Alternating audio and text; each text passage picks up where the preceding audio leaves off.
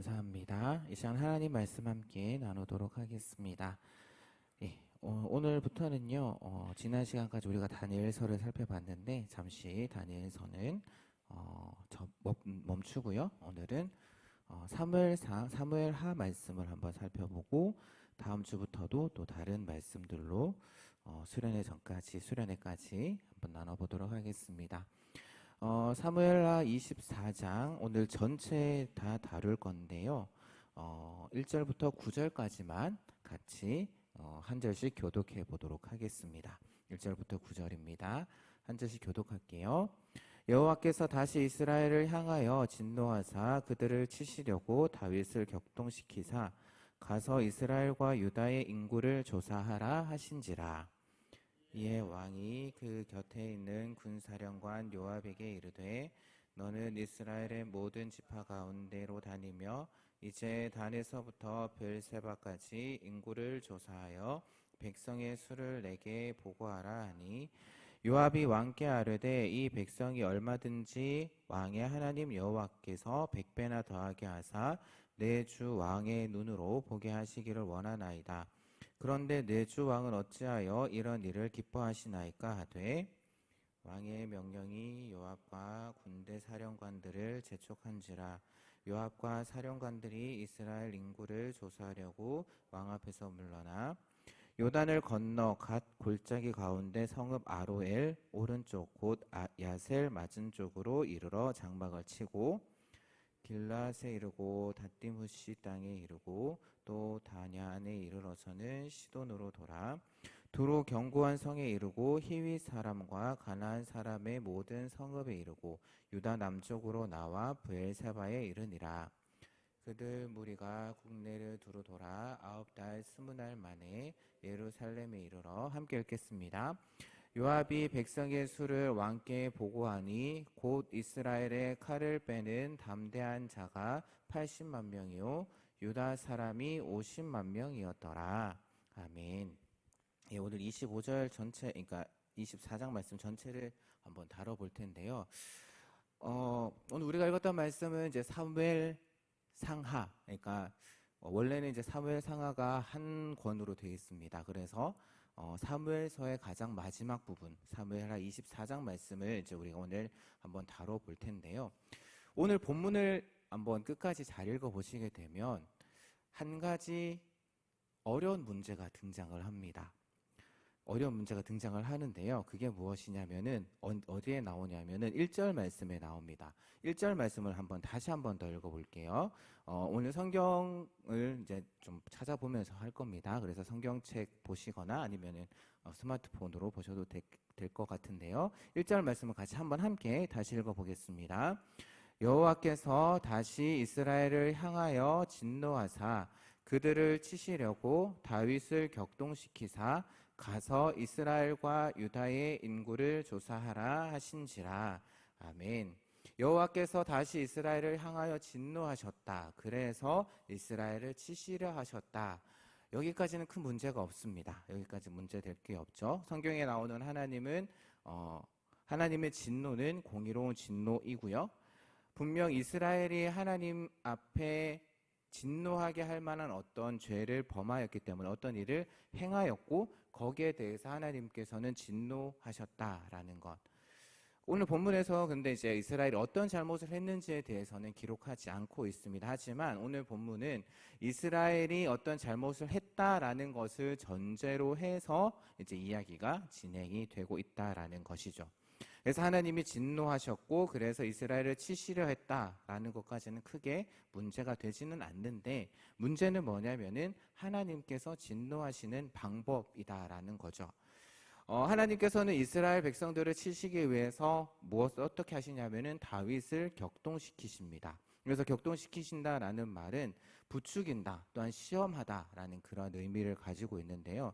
이 역시도 큰 어려움이 없습니다. 왜냐하면 우리가 성경 말씀을 읽어보시게 되면 하나님이 부추기고 또한 시험하시는 장면들이 곳곳에 나오고 있죠. 대표적으로 우리가 창세기 22장에 보게 되면 이제 하나님께서 아브라함을 시험하시는 그러한 장면, 대표적입니다. 그래서 그런 면에서 본다면은 하나님께서 다윗을 격동시키셨다라는 것도 큰 문제가 되지는 않습니다. 근데 진짜 문제는 그 뒤에 나오는 명령이죠. 가서 이스라엘과 유다의 인구를 조사하라. 다시 질문을 드리겠습니다. 인구를 조사해라 라는 명령을 내리셨습니다. 하나님께서. 그렇다면 이 명령 지켜야 될까요? 지키지 말아야 될까요? 이 명령 지켜야 될까요? 지키지 말아야 될까요? 하나님 명령입니다. 하나님 명령이기에 순종해야 되느냐? 하나님의 명령임에도 불구하고 거절해야 되느냐? 참 난감한 문제죠. 사실 가서 이스라엘과 유다의 인구를 조사하라라는 명령, 하나님께서 명령하셨으니까 하나님의 백성이라면은 당연히 그 명령에 순종해야 할 의무가 있습니다. 그래서 하나님께서 가라고 하시면 가야 되고요. 하라고 하시면 해야 되고요. 그것이 이스라엘 백성의 의무입니다. 그리고 이후에 말씀을 보게 되면 다윗이 인구 조사를 한 것은 1절 말씀에서 하나님께서 명령하셨기 때문에 인구 조사를 하게 되는 거죠. 그런데 문제는 무엇이냐면은 하나님께서 다윗이 인구 조사를 했다라는 이유로 다윗을 치신다라는 게 문제입니다. 그러니까 결론적으로 이야기를 드리자면 다윗은 하나님의 명령에 온전히 순종했기에 하나님의 징벌을 받았다라는 것. 좀 말이 이상하죠? 하나님께서 명령하셔서 그 명령에 순종해서 다윗이 인구조사를 했는데 하나님께서 다윗을 치셨습니다. 1절이 지금 그렇게 이야기를 하고 있는 거거든요. 다시 질문 드릴게요. 그렇다면 이 명령, 이 하나님의 명령 따라야 할까요? 따르지 말아야 할까요? 질문을 더 발전시켜 본다면 우리가 하나님의 명령 가운데 따라야 할 명령이 있고 또한 따르지 말아야 할 명령이 있다라는 것일까? 어떻게 보면 1절은 우리에게 그런 질문, 이러한 질문을 던지고 있는 것처럼 보입니다. 그래서 단순하게 생각하면 우리가 하나님의 명령, 하나님께서 명령하셨기에 당연히 순종해야 된다라고 그렇게 생각할 수 있습니다. 그런데 1절은 다윗이 하나님의 명령에 순종했기 때문에 하나님의 징벌을 받는다라고 이야기를 하고 있는 거죠. 그러니까 하나님께서는 당연히 불순종하는 자에게 징벌을 내리시는 분이십니다. 그렇다면 여기서 또한 문제가 생기죠. 지금 그렇다면 하나님의 징벌을 받았다라고 한다면 다윗은 지금 하나님의 명령에 불순종한 겁니다. 어떻게 다윗이 하나님의 명령에 순종한 것이 하나님 앞에 불순종한 것이 될 수 있을까? 참 어렵죠? 참 어려운 문제입니다. 굉장히 이야기가 어려워지죠. 제가 이야기를 했는데도 이게 말이 앞뒤가 맞지 않는 것 같은 그러한 문제가 지금 여기에 나와 있다라는 거죠. 그런데 이런 어려움이 우리만 가지고 있었던 것은 아닌 것 같습니다. 그러니까 역대기, 똑같은 말씀을 기록해 놓고 있는 역대기의 저자도 이런 어려움을 가지고 있었던 것으로 보이는데요. 그런데 역대기의 저자, 역대상하를 쓴 역대기의 저자는 이 문제를 이렇게 해결하고 있습니다. 역대상 21장 1절의 말씀 한번 띄워줘 보시겠습니까? 예, 같이 한번 읽어볼게요. 함께 읽어보겠습니다. 시작. 사탄이 일어나 이스라엘을 대적하고 다윗을 충동하여 이스라엘을 계수하게 하니라. 예, 인구조사를 하게 했다라는 겁니다. 그런데 누가 했다고요? 사탄이 다윗을 충동해서 이스라엘의 인구조사를 하게 했다라고 역대기의 저자는 기록을 하고 있습니다. 그러니까 다윗이 사탄의 게임에 넘어갔기 때문에 하나님으로부터 징벌을 받는다. 그렇게 하면 하나님의 심판, 하나님의 징벌은 공의로운 벌이 될 수 있다라는 것이죠. 신학적으로 이제 간단 명료해집니다. 그렇다면 사무엘서의 저자는 이러한 사실을 알지 못했던 것일까?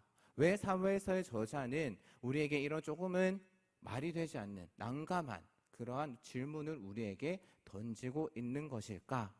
오늘 말씀을 한번 쭉 살펴보면서 한번 이 문제를 해결해 보았으면 좋겠습니다. 그래서 계속해서 이제 오늘 본문을 살펴볼 텐데요. 그래서 이제 그 명령을 받은 다윗은 2절 말씀을 보게 되면 군사령관인 요압에게 인구조사를 명령합니다. 그래서 군사령관에게 명령했다라는 것으로 봐서 이 인구조사가 단순한 인구조사가 아니라 뭐 세금을 걷기 위한 인구조사가 아니라 하나의 병적 군대를 모을 수 있는, 즉 싸움을 할 수 있는 그러한 사람들을 모으는, 전투에 나갈 수 있는 군사를 조사하는 그러한 성격을 가지고 있다라고 우리가 생각해 볼 수가 있습니다. 그런데 3절 말씀을 한번 읽어볼게요. 3절 말씀 한번 띄워줘 보시겠습니까? 3절 말씀 같이 한번 읽어보겠습니다. 시작. 요압이 왕께 아뢰되 이 백성이 얼마든지 왕의 하나님 여호와께서 100배나 더하게 하사 내 주 왕의 눈으로 보게 하시기를 원하나이다. 그런데 내 주 왕은 어찌하여 이런 일을 기뻐하시나이까 하되. 그러니까 요압이 지금 다윗에게 하는 말이 무엇이냐면은, 왕이 필요하시다면 하나님께서 충분히 현재 이스라엘 백성들보다 100배나 더 많게 하실 겁니다. 그런데 왜 굳이 인구 조사를 하시려고 하십니까? 라고 이야기를 하고 있는 거죠. 사실 지금 요압은 어떤 직책입니까? 군대 장관. 군대 장관이라고 하면 최고의 그 군 통수권자인 왕의 명령을 어떻게 해야 되는 사람이죠? 절대적으로 순종해야 하는 그러한 자리에 있는 사람입니다. 그럼에도 불구하고 지금 요압은 왕의 명령에 이의를 제기하고 있는 것이죠. 이렇게 본다면 지금 요압은 다윗이 인구 조사를 하려는 그것이 하나님의 뜻과는 맞지 않는다라는 것을 알고 있었던 것 같습니다. 그리고 또한 사무엘서 전체를 쭉 읽어보시게 되면 중요한 주제 가운데 하나가 뭐냐면은 바로 전쟁은 사람의 많고 적음에 달려있는 것이 아니라 하나님의 손에 달려있다라는 것을 이야기를 하고 있습니다. 그러니까 사무엘서에 수많은 전쟁 이야기가 나오는데 그 전쟁 이야기가 이것을 계속해서 이야기를 해주고 있습니다. 요나단도 그렇게 했고요. 심지어 요압도 그런 고백을 한 적이 있고 다윗도 그러한 신앙 고백을 한 적이 있습니다. 그런데 오늘 말씀에서는 반대로 지금 다윗이 인구 조사를 하고 있고요. 4절을 보게 되면 이렇게 요압이 나오자 다윗이 더 요압을 재촉하게 됩니다. 그래서 결국 요압은 다윗의 성화에 못 이겨서 이후의 말씀들 5절부터 오늘 우리가 읽었던 9절 말씀을 보게 되면 인구조사를 하게 되죠. 거의 10달이라는 시간 동안 인구조사를 하고 9절에 보게 되면 결과를 발표하게 됩니다. 그런데 우리가 주목해야 될 표현은 칼을 빼는 담대한 자라는 표현을 쓰고 있죠.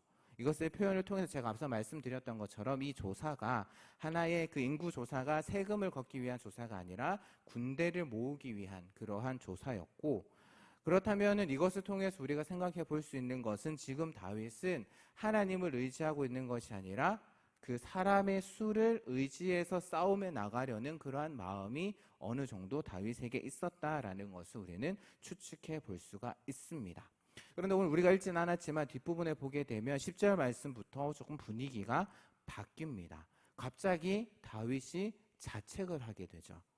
어떤 계기로 다윗이 자책을 했는지는 본문에서는 이야기를 하지 않습니다. 하지만 다윗은 지금 자신이 했던 그 인구조사가 하나님의 뜻에 맞지 않는, 하나님께 반역하는 행위다라는 것을 어느 순간 깨닫게 됩니다. 그래서 11절 이하의 말씀을 보게 되면 하나님께서는 선견자, 선지자 갓을 통해서 다윗이 한 일에 대한 그 징계의 말씀을 전하시게 되는데요. 특이하게 하나님께서 다윗에게 객관식 문제를 내시게 됩니다. 객관식 문제처럼 세 가지 보기를 주시는 거죠. 그래서 13절 말씀을 보게 되면 세 종류의 징벌이 나오는데요. 7년 동안 기근, 아니면 석 달 동안 원수들에게 쫓겨가는 것, 그리고 세 번째는 사흘 동안 전염병이 그 땅을 휩쓰는 것. 이 세 가지 중에 한 가지 택해라 라고 그렇게 하나님께서 이야기를 하십니다. 사실 생각해보면 이 세 가지 징벌 가운데 하나를 선택하는 건 그렇게 쉬운 선택은 아닌 것 같습니다. 다윗이 쉽게 선택할 수 있는 징벌은 없다라는 것이죠. 그렇다면 이 문제를 다윗은 어떻게 해결을 할까? 14절 말씀을 한번 보도록 하겠습니다. 14절 말씀 띄워주세요. 함께 읽어보겠습니다. 시작. 다윗이 갓에게 이르되 내가 고통 중에 있도다. 청하건대 여호와께서는 긍휼이 크시니 우리가 여호와의 손에 빠지고 내가 사람의 손에 빠지지 아니하기를 원하노라 하는지라. 아멘. 그러니까 지금 하나님께서 자신에게 결정하기 힘든 문제를 주시자 다윗은 그것을 오히려 하나님께 되돌려 버립니다. 절묘하게 되돌리는 거죠. 그러니까 하나님께서 말씀하셨으니까 제가 하나님의 결정에 따르겠습니다가 아니라 하나님은 긍휼이 크신 분이십니다 라고 이야기를 하고 있는 거죠. 그러니까 하나님께서 긍휼이 크신 분이시기에 여호와의 손에 빠지기를 다윗은 원하고 있다라는 겁니다. 그래서 여기서 뭐 여호와의 손, 사람의 손, 이것이 구체적으로 어떤 것을 가리키는 건지는 알 수는 없지만 오늘 말씀 전체적으로 봤을 때는 아마 여호와의 손은 7년 동안의 기근 아니면 전염병, 그것을 의미하고 사람의 손은 석 달 동안 원수에게 쫓겨다니는 것을 의미하는 것이 아닐까, 그렇게 생각해 볼 수가 있고요. 사실 이 당시 기근, 전염병, 이것은 이제 고대 사회에서는 신이 내리는 하나의 징벌이었습니다. 그렇게 생각을 했고요. 그래도 이제 다윗은 하나님이 긍휼이 크신 분이시기 때문에 그 긍휼에 의지하여 일말의 희망, 조금의 기대, 막연한 기대를 가지고 있다라는 겁니다. 하나님께서 긍휼이 크시다라는 말의 의미는 하나님이 용서하기를 원하시는 분이다라는 그러한 의미고요. 그래서 우리가 뭔가를 잘해서 내가 인정받고 우리가 인정받고 용서받는 것이 아니라 하나님은 긍휼이 크신 분이시기 때문에 우리가 심판받아 죽는 것보다는 구원을 받아 살기를 원하시는 분이다라는 그러한 의미를 가지고 있습니다. 그래서 또한 사무엘서의 말씀을 보게 되면 다윗은 이러한 하나님의 긍휼을 여러 번 경험한 사람이었기 때문에 이러한 사실을 깨달았고, 그래서 하나님의 긍휼에 지금 하나님께서 내주신 문제를 맡기고 있는 그러한 다윗의 모습을 볼 수가 있고요. 그런데 15절 말씀에서 이제 하나님께서 이제 징벌을 내리십니다. 어떤 징벌을 내리시냐면은 전염병을 내리세요. 그리고 7만 명이 죽게 됩니다. 7만 명이 죽었다라는 것은 이 전염병이 그냥 단순히 그냥 동네에 이렇게 하는 것이 아니라 상당히 심했다라는 것, 그 당시로서는 상당히 심한 그런 전염병이었다라는 것을 알 수가 있고요. 그래서 단에서 브엘세바를 치시고 백성을 치는 천사가 예루살렘을 치려고 할 때 16절 말씀을 보게 되면은 여호와께서 재앙 내리심을 뉘우치십니다. 이 표현이 참 중요한데 나중에 다시 한번 이야기할 텐데 이 표현 한번 기억해 주시고요. 다윗이 말한 것처럼 긍휼이 많으신 하나님께서 사람이 많이 죽는 것을 보시고 재앙 내리신 것에 대해서 이제 뜻을 돌이키셨다라고 우리가 생각해 볼 수가 있습니다. 그래서 하나님께서 그 백성을 치시는 천사, 백성을 멸하는 그 천사에게 족하다, 이제 내 손을 거두어라, 이제 그만해도 됐다라고 그렇게 이야기를 하시는 거죠. 그렇다면 다시 한 번 더 질문을 드리겠습니다. 그러면 지금 하나님께서 천사에게 내리는 이 명령, 이제 내 손을 거두어라 라는 이 명령, 다윗은 알까요? 다윗은 알았을까요?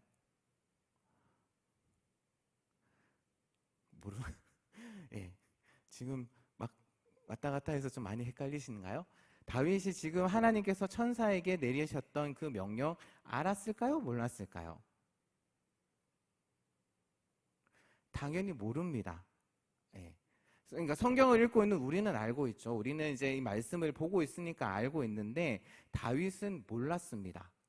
지금 다윗의 눈에는 무엇이 보이냐면은 전염병이 백성들 가운데 돌고 있어서 백성들이 쓰러지는 그러한 모습만 보고 있다라는 거죠. 그런데 17절 말씀을 보게 되면 우리가 또 눈여겨봐야 할 표현이 나옵니다. 다윗이 백성을 치는 천사를 보았다. 다윗이 정말 천사 보았을까요? 혹시 여러분들 중에 천사 보신 분 계신가요? 없으실 겁니다. 다윗도 못 봤을 겁니다. 사실 당시 그 신학에 있어서 전염병이라는 것은 앞서 말씀드렸던 것처럼 그래서 하나님께서 천사를 보내셔서 치시는 것이다 라고 그렇게 생각을 했습니다. 그렇다면 여기서 지금 사무엘서의 저자가 다윗이 백성을 치는 천사를 보았다라고 이야기를 한 것은 지금 전염병이 창궐해서 백성들이 쓰러지는 것을 다윗이 보았다라는 그러한 의미로 봐야지 될 것 같습니다. 그래서 당시 신학적으로 그렇게 보게 된다면 백성들 가운데 지금 전염병이 이렇게 돌고 있는 것은 이제 하나님의 천사가 내려와서 그 백성들을 치고 돌아다니고 있다라는 것을 의미한다라는 것이죠. 직접 본 것은 아니고요. 그것을 다르게 표현한 것입니다.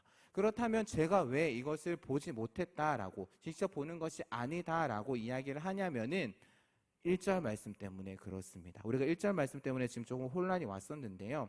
다시 1절로 가서 보게 되면 가서 이스라엘과 유다의 인구를 조사하라. 이것이 하나님의 명령이었고 이 명령이 우리를 상당히 어렵게 하고 난감하게 했습니다. 근데 사실 이 문제를 사실은 직접적으로 풀 수는 없습니다. 간접적으로만 우리가 해결할 수 있다라는 거죠. 방금 전에 살폈던 17절 말씀에서 다윗이 백성을 치는 천사를 본 것이 다윗이 직접 눈으로 본 것이 아니라 백성들이 전염병에 걸려서 쓰러진 것을 다윗이 보았는데 그 전통적인 그 당시 신학적인 관점으로 보았을 때는 이것이 천사가 치는 것이었습니다. 그렇다면 1절 말씀에서 이야기한 그 하나님의 조금은 우리를 난감하게 하는 그 명령에서 우리는 어느 정도 벗어날 수가 있는데요. 그러니까 어떻게 벗어날 수 있냐면 1절의 명령을 하나님께서 직접 하신 것이 아니라 하나님이 다윗을 격동하셨기에 다윗이 그러한 명령을 받은 것처럼 생각했다라는 정도로 우리가 이해할 수 있다라는 것이죠. 그러니까 다윗이 어떤 생각이 들었는데 머릿속에 어떤 생각이 들었는데 인구를 조사해야 되겠다라는 그 명령을 받았다라는 겁니다. 그런데 그 명령이 하나님께로부터 주어진 직접적인 명령이 아니었다라는 것이죠. 그리고 또한 다윗에게도 어느 정도 자신의 생각을 바꿀 수 있는 기회가 있었습니다. 요압을 통해서 하나님께서 요압을 통해서 그것이 잘못된 명령이다라는 것을 요압을 통해서 이야기해 주셨음에도 불구하고 다윗은 자신의 그 고집을 꺾지 않았고 자신의 생각대로 일을 진행시켜 나갔고요. 그리고 결국에는 그 자신의 잘못에 대한 책임을 져야만 했습니다. 그래서 다윗은 백성들이 죽어나가는 그러한 상황에서 어떻게 하나님께 이야기하냐면 제가 범죄하였습니다. 제가 악을 행하였습니다. 라고 하면서 자신의 잘못을 인정하고 있는 그러한 모습을 볼 수 있습니다. 다시 말씀드리지만 1절에서 이야기하고 있는 그 상황, 그러니까 여호와께서 다시 이스라엘을 향하여 진노하셨다라는 그 상황을 다윗은 모릅니다. 사실 하나님의 주된 목적은 다윗이 아니었습니다. 자세히 보시면은 이 말씀을 보면은 하나님의 주된 목적은 이스라엘이었습니다. 다윗은 자신 인구 조사를 해서 문제가 생겼기 때문에 마치 자기가 잘못을 해서 백성들이 하나님께 징벌을 받는 것처럼 그렇게 생각을 했지만 하나님은 처음부터 다윗이 목적이 아니었고 이스라엘에게 진노하셨고 단지 다윗은 하나님께서 이스라엘에 대한 진노를 실행하는 데 있어서 하나의 도구에 불과했다라는 것이죠. 다윗은 마치 자기 때문에 수많은 백성들이 전염병으로 죽어나간다라고 생각하고 있지만 실제로는 그것이 바로 하나님께서 이스라엘 향한 진노였다라는 것입니다. 그래서 17절 말씀에서 다윗은 하나님께서 이스라엘 향하여 진노하신다라는 그 사실을 몰랐기 때문에 다윗의 입장에서는 내가 잘못했기 때문에 내 백성들이 징벌을 받는다라고 그렇게 생각할 수밖에 없는 거죠. 그 상황을 모르고 있기 때문에 하늘에서의 상황을 모르고 있기 때문에 내 잘못 때문에 내 백성들이 지금 고난을 받고 있구나, 질병으로 죽어가고 있구나 그렇게 생각할 수밖에 없었다라는 겁니다. 그래서 다윗은 하나님 제가 잘못했기 때문에 저 백성들을 치지 마시고 나와 내 집을 치십시오 라고 그렇게 하나님께 이야기를 하고 있다라는 겁니다. 잘 따라오셨는지 모르겠습니다. 잘 따라오셨을 줄로 알고요. 18절에서 이제 선견자 갓이 다윗에겐 다시 나옵니다. 그래서 제단을 쌓으라고 이야기를 하고요. 19절 이하에서 다윗은 갓의 명령을 따라서 갓의 명령을 여호와의 명령으로 받아들이고 갓의 명령에 따라서 아라우나의 타작 마당으로 가서 그 마당을 다시 돈으로 사게 됩니다. 이 과정이 이제 21절부터 24절에 기록이 되어 있고요. 그래서 24절 마지막 부분을 보시게 되면 다윗은 아라우나에게 은 50세겔로 그 타작 마당을 삽니다. 그리고 25절 말씀, 마지막 말씀을 한번 함께 읽어보도록 할게요. 25절 말씀 함께 읽겠습니다. 시작!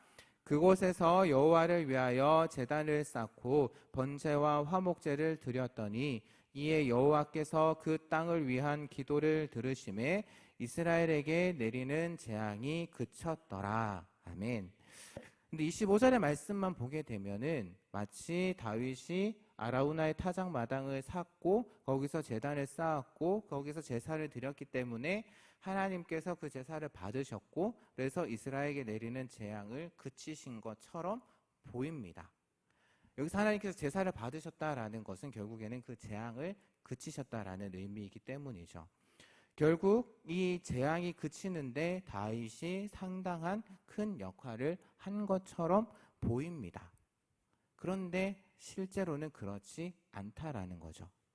왜냐하면은 이미 하나님께서는 다윗이 아라우나의 타작 마당을 사기 전에 제사를 드리기 전에 앞서서 제가 16절 말씀 가운데 한 가지 기억하라는 말씀이 있었죠. 재앙을 그치기로 이미 결정을 하셨고 천사들에게 이미 명령을 내리셨습니다. 그러니까 다윗이 제사를 드려서 하나님이 그 제사를 받으시고 그래서 재앙이 그친 것이 아니라 다윗은 아무것도 모르는 상태에서 제사를 드린 겁니다.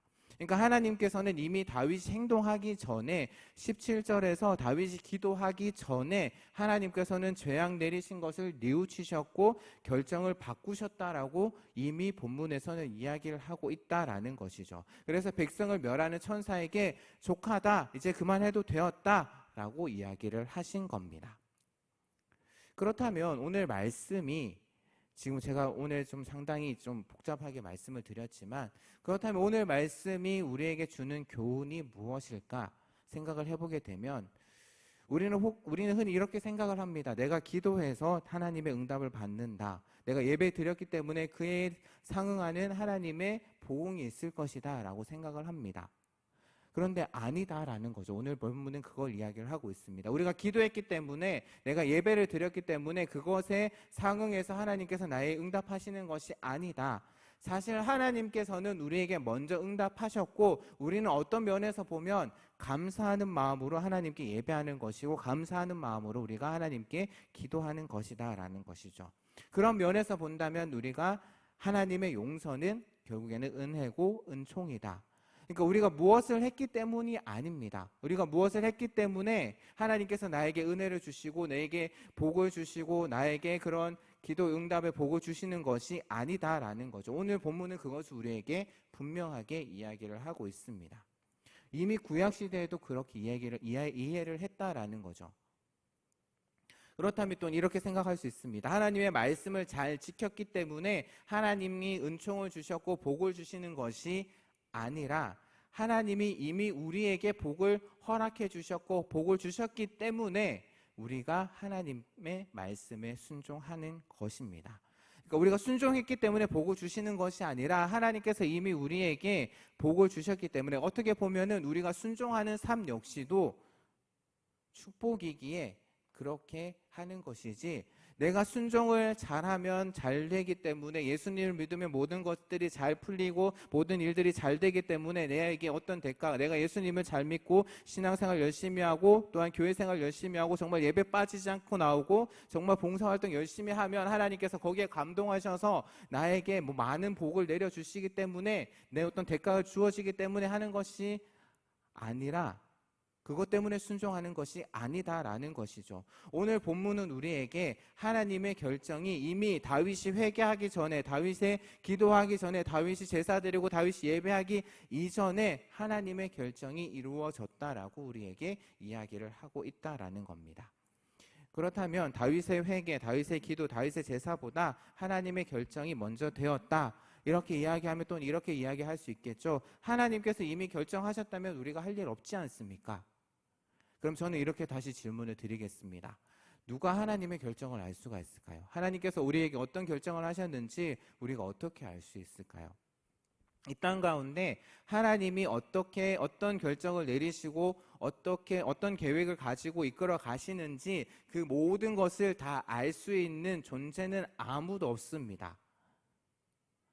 우리에게 어떤 문제가 생겼을 때 그래서 그 문제에 대해서 하나님이 어떤 결정을 내리실지 어떻게 응답하실지 알 수 있는 사람 아무도 없다라는 것이죠.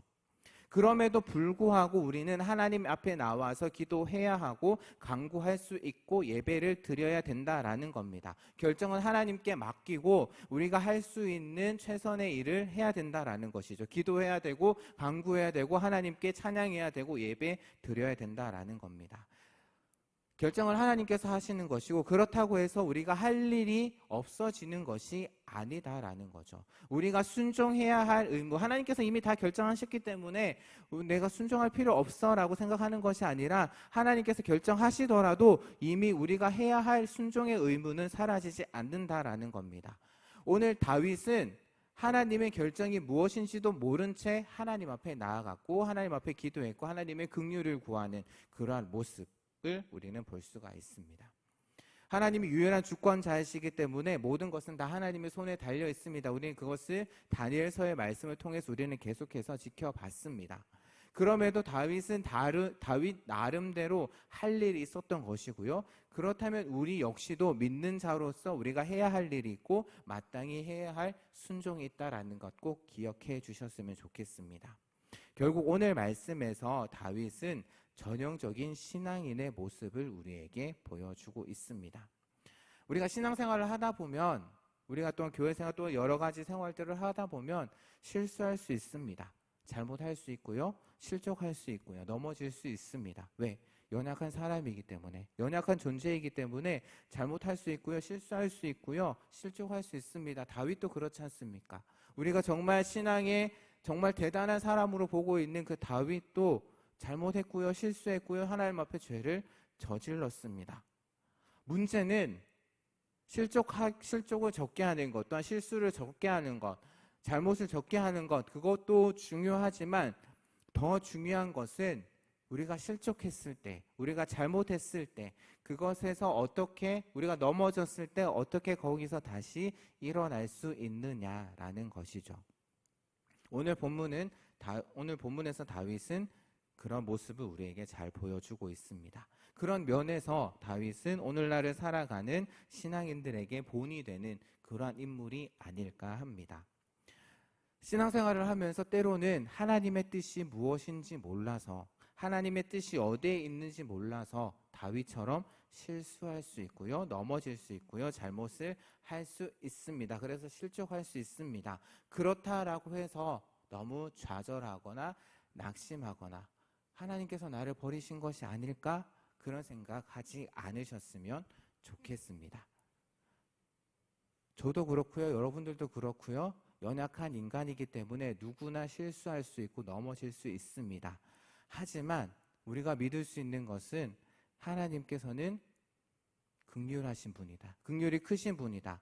그 크신 하나님의 긍휼을 의지하고 오늘 다윗도 그 하나님의 긍휼에 의지했던 것처럼 하나님 맡깁니다. 하나님의 긍휼의 모든 것을 맡깁니다. 라고 다윗이 이야기했던 것처럼 그 하나님의 긍휼의 모든 것을 맡기고 하나님 앞에 나아가는, 그래서 우리의 생각보다 더 크고 우리가 상상할 수 없는 그 하나님의 긍휼, 그 은혜를 경험하며 살아가는 그런 저와 여러분이 되기를 주님의 이름으로 부탁드립니다. 예, 이 시간 함께 찬양 드릴까요? 네, 죄송합니다. 오늘 사인을 못 드렸네요. 네, 함께 찬양 드리도록 하겠습니다. 오늘 말씀을 가지고 어떤 찬양을 할까 생각을 하다가 하나님의 부르심이라는 찬양 같이 함께 찬양 드리고 함께 기도의 자리로 나아가도록 하겠습니다.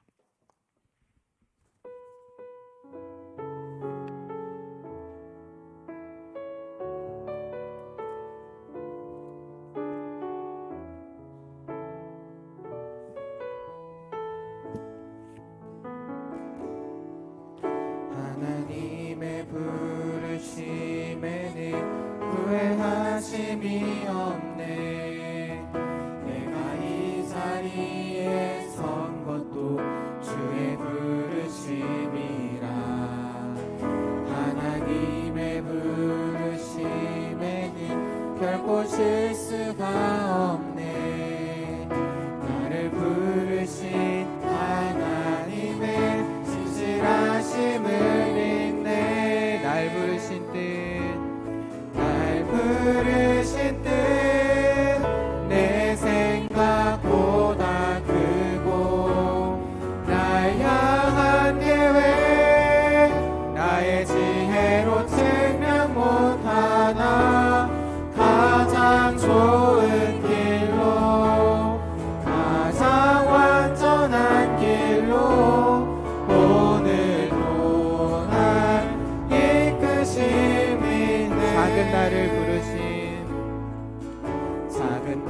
나를 부르신 뜻은 나는 알 수 없지만 오직 감사와 순종으로 주의 길을 가리라. 때론 내가 연약해져도 주님 날 도우시니 주의 놀라운 그 계획을 나는 믿으며 살리. 날 부르신 뜻 내 생각보다 크고 날 향한 계획 나의 지혜로 측량 못하나 가장 좋은 길로 가장 완전한 길로 오늘도 날 이끄신 날 부르신 뜻 내 생각보다 크고 날 향한 계획 나의 지혜로 측량 못하나 가장 좋은 길로 가장 완전한 길로 오늘도 날 이끄신 목소리로만 찬양해 보겠습니다. 날 부르신 뜻 내 생각보다 크고 날 향한 계획 나의 지혜로 측량 못하나 가장 좋은 길로 가장 완전한 길로 오늘도 날 이끄신 가사의 의미를 다시 생각하며 한 번 더 찬양할까요? 날 부르신 뜻 내 생각보다 크고 날 향한 계획 나의 지혜로 측량 못하나 가장 좋은 길로 가장 완전한 길로 오늘도 날 이끄심 믿네. 오늘 말씀에서 다루었던 것처럼 우리는 하나님의 어떤 뜻을 가지고 계신지, 우리를 향한 어떤 계획을 가지고 계시고 또한 우리를 어느 길로 인도하실지 다 알 수는 없습니다.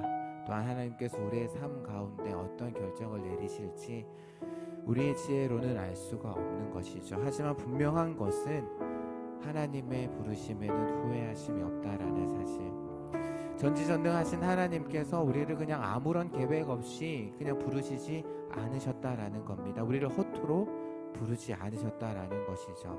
분명한 계획을 가지고 우리를 부르셨고, 그리고 지금도 그 계획과 그 결정하심을 가지고 우리를 선한 길로, 우리를 바른 길로 인도하고 계신다라는 겁니다. 그래서 이제 기도할 때에 하나님, 이제 우리가 그것을 믿고 주님 앞에 나아갑니다. 하나님께서 우리를 어느 길로 인도하실지는 모르겠지만 하나님이 우리를 향한 어떤 계획, 어떤 결정을 가지고 계신지 우리는 알 수 없지만 선하신 하나님, 긍휼이 많으신 그 하나님을 의지하며 담대히 이 땅 가운데서 살아가겠습니다. 내 삶에 어떤 순간이 찾아온다라고 할지라도 당당하게 하나님의 백성으로서 살아가겠습니다. 실패하고 좌절하고 넘어지고 실수하고 그렇게 할지라도 낙심하지 않게 하시고 내 마음을 지켜주시고 넘어졌을 때에 다시 일어날 수 있는 그 힘과 능력과 지혜를 우리에게 허락하여 주시옵소서라고 이 시간 주여 한번 부르시고 함께 기도의 자리로 나아가도록 하겠습니다. 함께 기도하겠습니다. 주여, 하나님 아버지 감사합니다. 오늘 하나님의 결정이라는 주제로 함께 말씀을 나누었습니다. 하나님 아버지요, 우리가 살아가다 보면 하나님 하나님께서 어떤 계획을 가지고 계시고 계신지, 하나님께서 우리를 어떤 길로 인도하시는지 우리는 알 수가 없습니다. 하나님께서 나를 향한 어떤 계획을 가지고 계시고 또한 나를 어떤 결정하셨고 나를 어떤 길로 인도하실지 우리는 알 수 없지만, 우리의 부족한 죄로는 알 수 없지만, 하나님의 분명한 사실은 하나님께서 우리를 부르신 것, 하나님 아버지, 그것은 하나님께서 아무런 계획 없이 아무런 그냥 무계획으로 그냥 부르신 것이 아니라 분명한 계획을 가지고 분명한 목적을 가지고 하나님께서 우리를 부르셨다라는 것, 하나님께서 우리를 부르시기로 결정하셨다라는 것, 그것은 너무나도 분명한 사실이고, 또 하나님께서 긍휼이 많으신 분이시고 하나님께서 선하신 분이시기에 하나님 아버지여, 우리는 그 하나님을 믿고 하나님께서 인도하시는 길로 나아가야 된다는 것, 오늘 말씀을 통해서 우리는 깨닫게 됩니다. 하나님 아버지여, 하나님께서 나를 어떤 길로 인도하실지, 나를 향한 어떤 계획을 가지고 계시고 나를 향한 어떤 결정하심을 가지고 계실지 하나님 아버지, 우리는 알 수 없지만, 다 이해할 수 없지만, 하나님 아버지여, 그러함에도 불구하고 하나님께서 나를 푸른 초장 실만한 물가로 인도하심을 하나님 아버지 믿고, 또 하나님께서 긍휼이 많으신 분이심을 믿고 하나님 아버지 나아갈 수 있는 그런 저희들 되게 하여 주옵소서.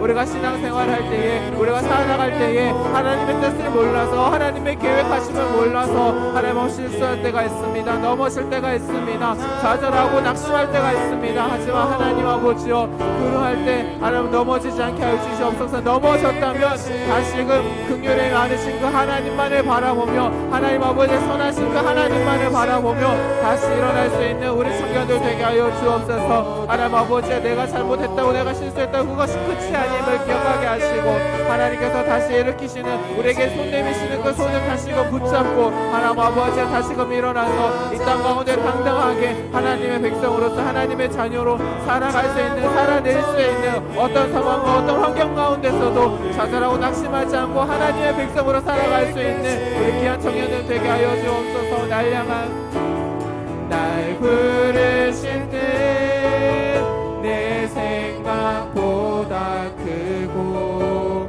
날 향한 계획 나의 지혜로 측량 못하나, 가장 좋은 길로, 가장 완전한 길로 오늘도 날 다시 한 번 더 찬양할까요? 날 부르신 뜻, 날 부르신 뜻 내 생각보다 크고, 날 향한 계획 나의 지혜로 측량 못하나, 가장 좋은 길로, 가장 완전한 길로 오늘도 날 이끄십니네.